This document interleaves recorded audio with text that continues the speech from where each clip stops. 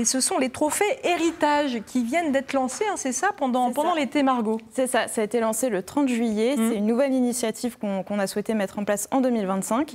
Et c'est donc un concours qui vise à récompenser les associations du territoire, donc Limousin et Poitou-Charentes, qui est le territoire de la CARSAT Centre-Ouest, qui s'appuie sur les retraités bénévoles et qui œuvrent sur 3 grandes valeurs ou objectifs. Les solidarités entre générations, les solidarités de proximité et la culture et le patrimoine. Alors pourquoi avoir eu l'idée, l'envie surtout de créer ces trophées? Il y avait un besoin? Alors déjà, on le sait, le passage à la retraite, c'est souvent une étape importante, mais qui peut être aussi déstabilisante. On perd ses repères, on change de rythme et il y a souvent aussi un risque accru d'isolement social pour les personnes âgées qui peut à terme venir altérer l'autonomie des retraités. Dans ce cadre-là, on décline un certain nombre d'actions. En tout cas, l'assurance retraite met en place une politique d'action sociale assez volontariste pour permettre de répondre à ces enjeux du bien vieillir.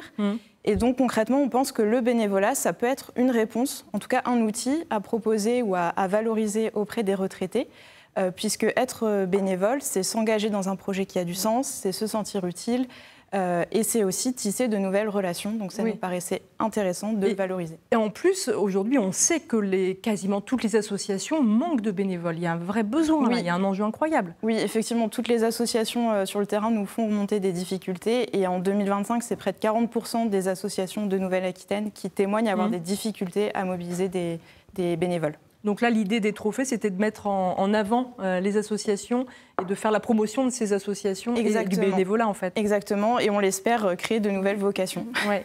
Alors pourquoi est-ce qu'on peut candidater, là, si vous deviez mobiliser? C'est les associations qui candidatent, c'est ça? C'est les associations qui candidatent. Donc concrètement, l'intérêt pour une association, c'est d'avoir une mise en lumière de son projet, une reconnaissance institutionnelle aussi, et puis un coup de pouce financier, puisqu'on a une enveloppe budgétaire assez importante pour pouvoir accompagner les projets qu'on sélectionnera.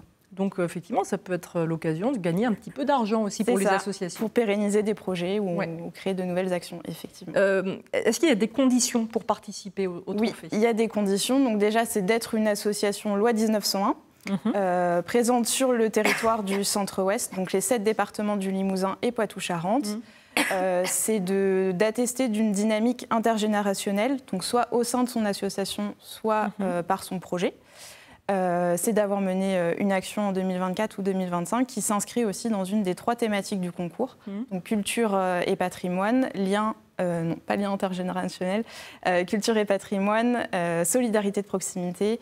Et la dernière... Identité du Centre-Ouest. Identité du Centre-Ouest, c'est ça. J'ai pas triché, j'ai juste des petites notes, mais... Exactement. Alors, comment est-ce qu'on candidate? Un site internet? Très simple, le site de la CARSAT, un dossier de candidature à remplir et à déposer avant le 15 octobre 2025, minuit. Très bien. Et puis, il ne faut surtout pas hésiter à en parler autour de vous, vous qui nous entendez. Si vous connaissez des associations qui répondent à tous ces critères, il faut que ça tourne. C'est ça, il faut que ça tourne. Parce que là, c'est le tout début, c'est le lancement. Il n'y a pas encore d'association candidat, donc ça se lance. Voilà. Donc, allez-y. Merci beaucoup. Je trouve que c'est une super belle idée. Ça donne